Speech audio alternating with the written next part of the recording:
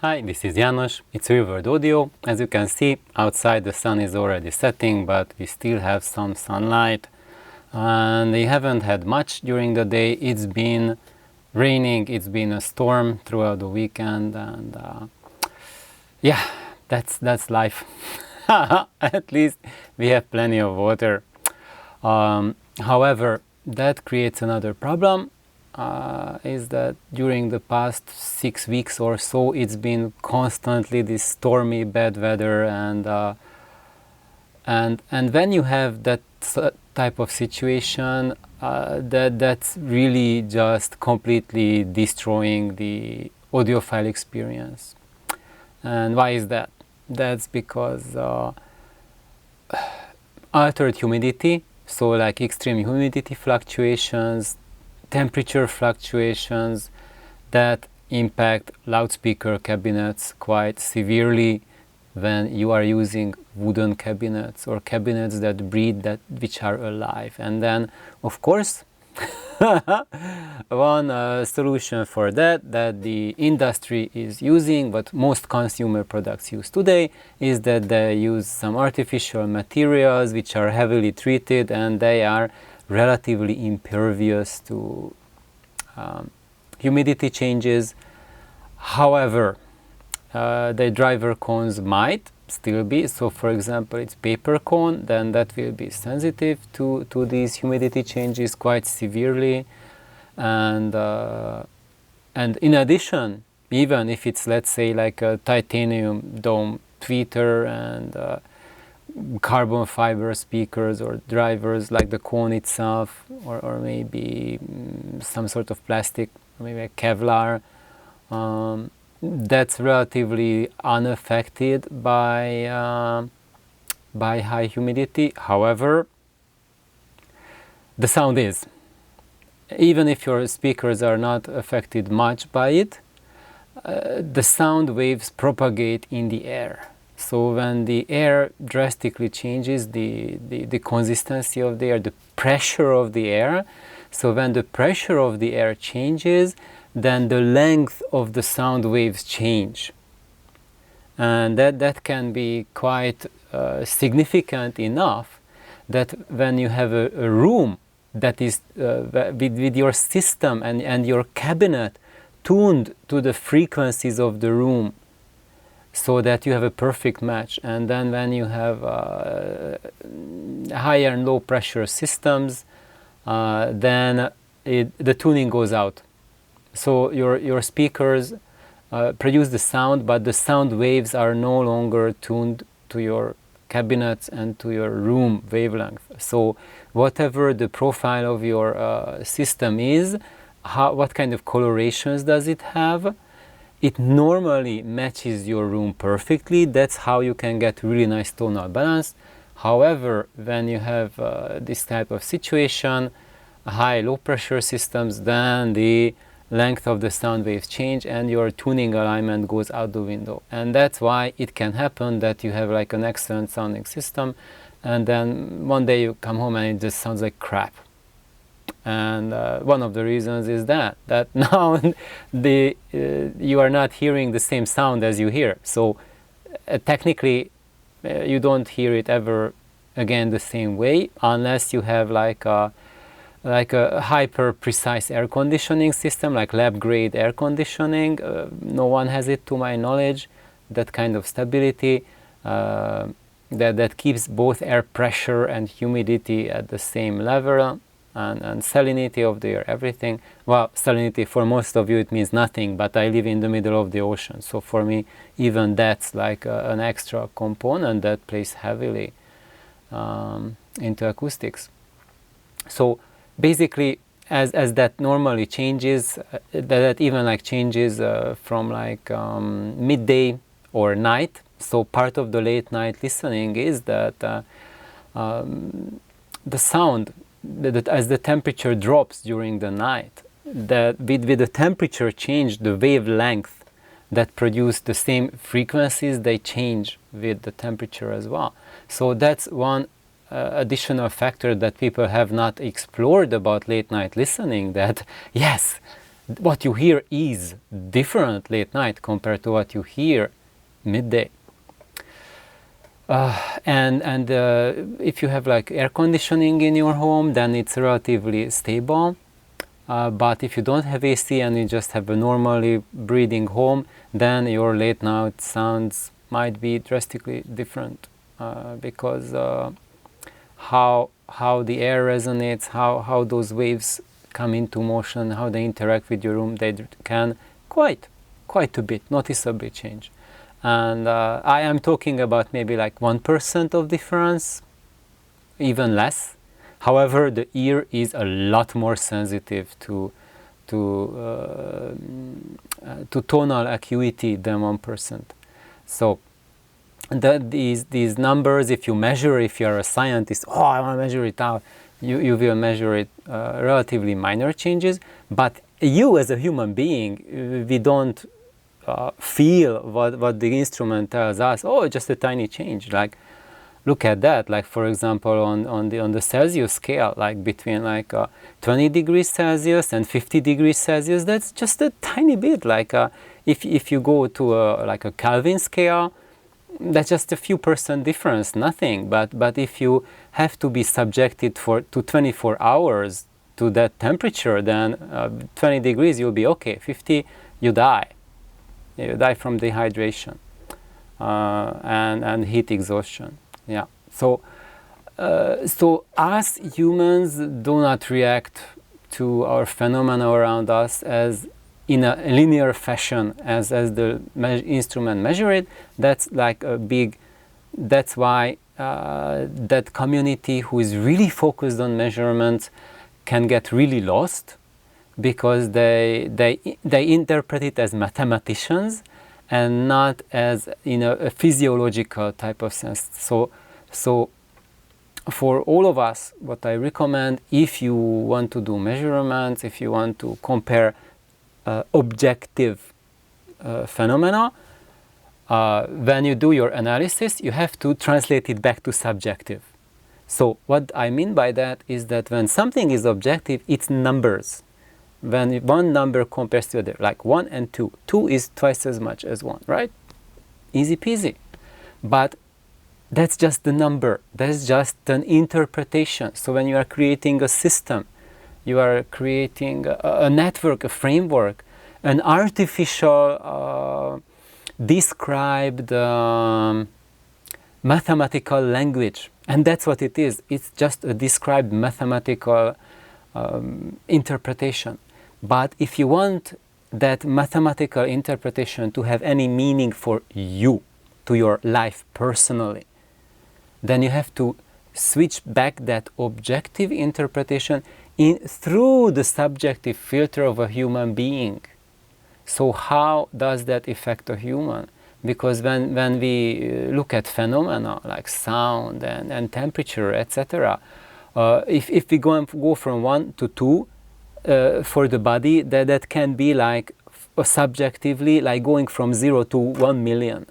So the changes that are on paper in the abstract sense might be just like a certain quantified steps.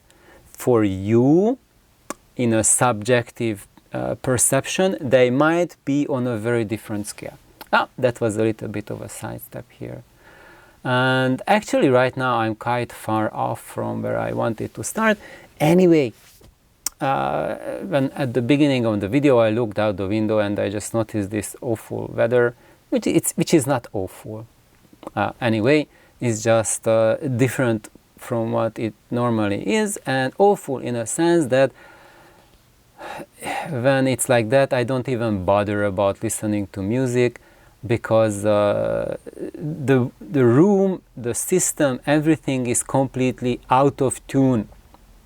And when you say like, János, can't you just put DSP on it or do something like that, bring it back to alignment? And guys, when a band plays, what they do first? They tune their instruments. So I think now we are getting somewhere, right? For music to make sense, I mean, when you listen to artificially made sound, then the difference is not as big. Like totally computer generated music or something like that. Maybe this way it can make sound sense as well. But we are in a culture where we grew up with instruments which are tuned. And if that violin is just slightly out of tune, then it's just like a really terrible experience. It can sound pretty horrible. Same thing for a guitar, piano, out of tune piano. No, thank you. So that's the thing. So it's not just. So it means that our acoustic instruments require also careful calibration to your living environment. And guess what? I have, like, for all of my speakers, I really prefer that I built myself. I have them live so that they can react to the room. They breathe with the tune, with the room, and also the room, the temperature, the air pressure, everything just helps them to stay at their tune, in their tuned way. So I'm tuning them just like people tune their pianos, their violins, etc. And the benefit of that is that when it's in tune with the room, then it's and with the air, then I am getting a much more natural presentation. These instruments that require tuning, and they were properly tuned when they were recorded, they will just come through with an authenticity that I never heard on systems which are optimized for artificiality. And when you optimize for artificiality with technologies that try to be as independent from the air as possible, I think they go totally out of track, because you cannot be independent from the air, because those instruments that we hold dear, that we are listening to in our recordings, they 100% depend on the air. So it is my way of thinking that to reproduce the sound the way those instruments generate the sound, to have a similar effect as a live double bass or a viola create the sound, is to have a reproduction system that lives and breathes the same way that they do. And other than that, this is just kind of like an introduction to this. Probably you will have a million questions. And János, what about those instruments that do not have a wooden body, etc., etc.? Yes, this is like, probably you have to watch like 100 of my videos that I have on my channel. And yes, if you watch 100 of them, I already gave a beyond exhausting wealth of material for all of these questions that will come up for what I just said now. But probably you will just have to go through and watch hundreds of hours of my videos, and then maybe you don't want that. Maybe you do. Maybe you already have. So anyway, but if you are curious, if you want, if you're interested, just put it down in the questions, or you can ask the question and buy me a coffee, and if I have time, I will take the pains and and respond. So now, for example, like so János, why you have a cabinet that has a wooden body, and how about a church organ? There's a metallic pipes there. Like how can you reproduce that with your system? And then easy response for that is that my cabinet, the Voice of Lancelot, they are pipes, so they are built like a pipe, and I didn't make them metal, because if I make them metal and I make them exactly like a church pipe, then all they will be able to produce is a church pipe and nothing else. So that's why when we are trying to get as faithful to the instruments as possible, there's always comes a barrier when if we overstep that line, then we are skewing the sound towards specific instruments. And I would say that I am guilty that with my cabinet choices I'm skewing the sound to be as balanced with natural instruments as possible, and that creates a drawback for reproducing music designed for PA systems or like extreme studio recordings. So when you have that kind of feel that you are listening to like a monitor feed in a studio, that is a very different type of sound that I have optimized my system, my philosophy for, what I've optimized it for, that when I go and sit down, like listen to a Beethoven pastorale at the symphony, my favorite is around 8th row, around that time, that distance, not too close to the musicians and not very far away, like that's my comfort zone around row 8. And then some of you would say, oh, János, you are a scam, no, you made a fool of yourself, not first row experience, boo, you suck, boo, nothing. And I would encourage all of you to, instead of repeating these jackass statements that, ooh, first row, it's nothing, try it out. I've tried out. I've sit in the first row many times. I've sit in every imaginable row in the orchestras, in the symphonies, in many different buildings, listening to many different conductors, tried balcony, everywhere. And it is just a part of your education to familiarize with yourself with how things sound, experience it, and then when you experience it all, you will find what is it that you are listening for at the music. Because the same piece will sound drastically different depending on where your listening position is.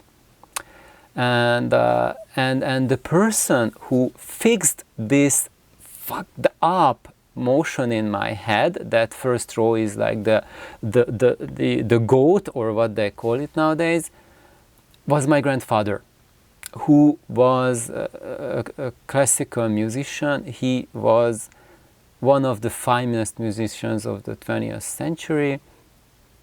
Sadly, he's now gone from us, and also sadly he did not get recorded. He was not as fortunate as many of us living in the free world. He lived under the socialist system of Hungary, and he was kind of like not favored by the party, and he never got any opportunities in his life for recording or promotion or anything. So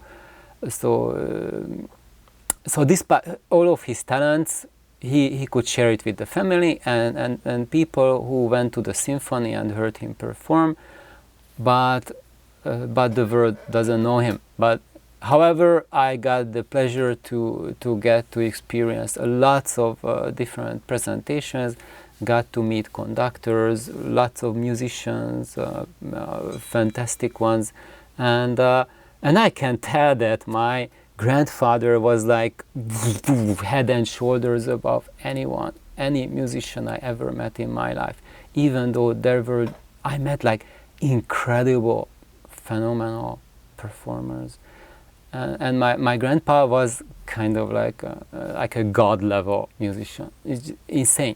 So basically, coming from an authority who lived and breathed classical music and also folk music, and he played instruments, and he was a singer. He was the most epic, phenomenal singer I ever heard in my life.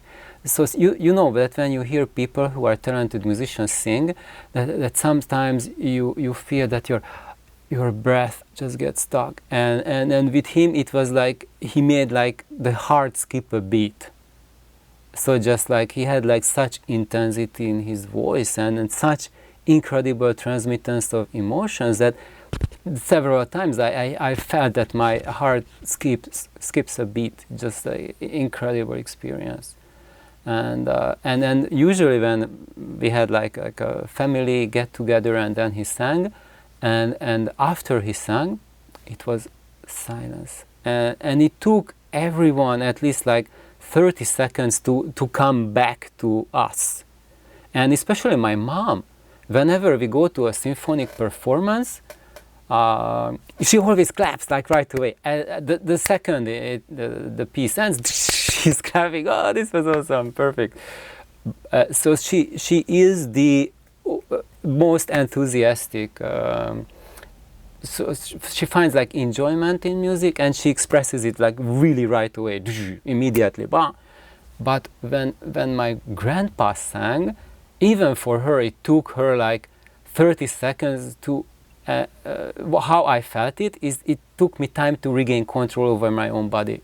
So it was like his singing transported us out from our bodies into directly linking to music, to what he was singing about. And then it took us time even just to forget to breathe. Sometimes I forgot, like I just noticed I'm not breathing. You know, heart skipping beats, not breathing, can't even move, and it's what I'm doing here. Oh, these are my hands. Oh, okay. So that's the kind of musician he was, and I just told that just so that you can all appreciate his advice in stride of his abilities and his understanding of music. Because if you're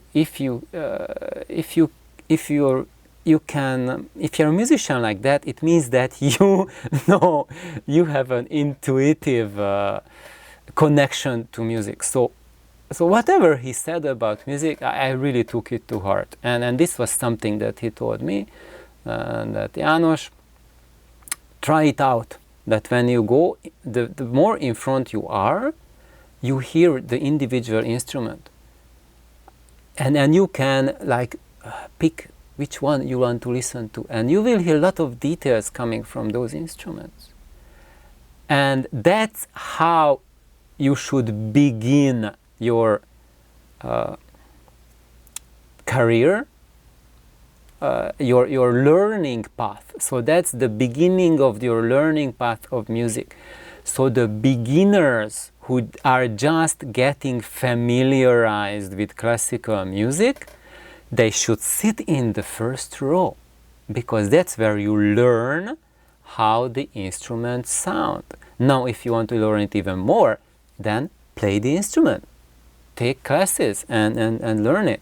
So be there with the musicians, and then you can hear even in greater detail how the instruments sound. But if you don't have the time for that, or talent, or opportunity, then sit in the first row to get familiar with that sort of experience. And then when you are familiar with that, now you can move more backwards. And because the further you go from the front, the less you will hear individual instruments, individual people performing. You hear the performers that are in the front. Like each piece, you hear individual human beings contributing their individual contributions. You hear like a dozen flies buzzing, or you see like a dozen trees, right? Or maybe a 10 dozen trees, depending on how many musicians are there. And the more further back you go, the more you start to hear not the individuals in front of you, but the composer who created the music. Because then it starts to form a coherent unit. So when you go towards the back, you will start to hear the musical piece, the integrity, what that music wants to tell you. And the closer you are, if you are first row, you don't hear. So if you want like to listen to Beethoven's Pastorale Symphony, from the first row you won't hear it. From the first row you will hear the violin, you will see the conductor's action, you will hear the double bass, etc., but you will not hear Beethoven's Pastorale. That's not happening there. You have to move back for that, because that's where the individual sounds become a coherent unit. And I think like row 8 is kind of like a magical zone where you can, with your consciousness, pick either stance. At least for me, that's how it works. That I already I'm in the zone that the music makes sense as a coherent whole, but at the same time I'm still getting a lot of details in the instruments. And I would say that if you have trained ears, then your ability to perceive instruments, like pick out individual instruments, is as good or even better, I would say a lot better, than someone who is sitting in the first row but haven't trained his or her ears. So if someone sits in the first row, oh, that's the best seat in the house, but doesn't know jack about music, not familiar with the sound of instruments, that won't be a meaningful experience for that person. No, it will just be that he hears everything louder than everyone else. That's it. However, when you have cultured your ears, you have spent the time, you know how things sound depending on where you sit, you have the habit to be able how to interpret music, then row 8 is really a fantastic place so that you can choose what is it you want. So usually when I'm at the symphony, I always start with even before they start playing, I sit down and listen for the room acoustics, listen for like people murmuring around me, making noises, etc., how the clapping sounds, things like that. So when they are sitting down, when they are tuning, so that's when I listen to their instruments when they are tuning before it starts. And when they start, then sometimes I do a check. So I listen to each instrument, each player separately, just to gauge them, like how it's not like how good a player they are, but what is it that each player contributes, like assessing the tonality of their instruments and their ability to play. And when we go through like the first few minutes, after that, when they start to warm up, because the musicians also, they need to warm up. So when they start a piece, then usually they don't have that coherency at the very beginning as they have after having played the piece for a couple minutes. And as they go, as they progress, especially like when they have like playing the second piece, like they move from the overture or the first piece of the first work of the night, and they go to the second performance, they usually are more comfortable, and that's when usually you can appreciate more how the musical piece sounds. And so if the program of the night has 3 performances, let's say they start with a modern piece, then just listen to the players.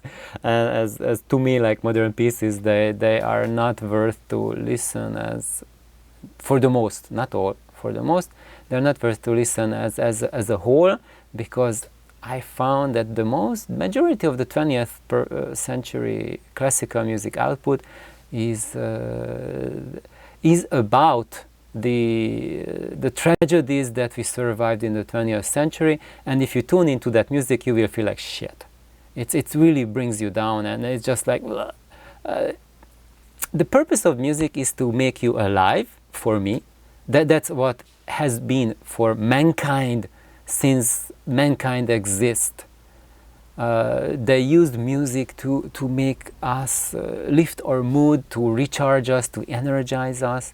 We found bone flutes, like human tibia, like bones, and then they had holes in them and they played. So that was the ancient flutes, and I forgot how old, but like tens of thousands of year old flutes. And So that as far as human culture goes back, music is with us, and its function was to elevate us. And now we are in this very paradox situation in the 20th century, that we have gone through so many wars and so many atrocities and so much abuse of the little people by those who have the power, that the musicians actually in every era, what they do is transmit the soul and the atmosphere of the society into the music. So that's why when you go to different eras, different composers, what they do is it's not just Beethoven, it's not just Vivaldi or Bach or Haydn, but what these people do is that they translate the vibe in the air that the people of their area, that their community and their era has, they put it into their music. And those are the most successful and most well-known musicians who have the best ability to translate, to transpose their era into their music. As always. So that's one thing. That's how you can tell, like, if a musician creates a body of work that will survive the death of the composer, that's how you know it, that in case the musician successfully captures the atmosphere, then later on people will listen to that. And also during his time he will be very successful, because he's giving people what they identify with, and people don't want to listen to things that they don't identify with, unless they are audiophiles, because it's in a higher bit rate, right? So where did I start? Where do I want to go? I think right now it's like half an hour, and what I wanted to talk about, first of all, the capacitors for Nick. It's going to be another video because the introduction went far too long. And I wanted to talk about something else as well for Hugo. I mentioned in a previous video that sometimes the way when you got stuck with your system development is to take a step back or take a side step. And then Hugo asked, like, János, can you give an example for that? And I wanted to give an example. That's but now that will be a different video. And actually I wanted to give 2 examples of that. So now I see actually it's making 2 videos. So for now, this was an essay on the nature of music, and I hope it was worthy of listening. Hopefully you learned something, and it will be useful for you. Thank you for watching. Have a wonderful night, and listen to your favorite Schubert or Beethoven or Rachmaninoff, or maybe classical Indian music or jazz. Goodbye.